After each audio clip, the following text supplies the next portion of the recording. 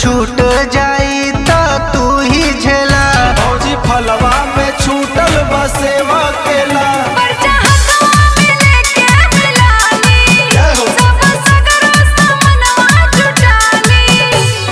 जतना लिखवले बनी सामने दुकनिया से दे दे बनिया।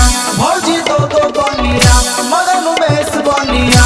देखा नवा दिन के हऊ तू भूखल रानिया। देखो नवा दिन के हऊ तू भूखल रानिया। आगे बोला हम लिखले बानी आलू धनिया। आगे बोलो हम लिखले बानी आलू धनिया।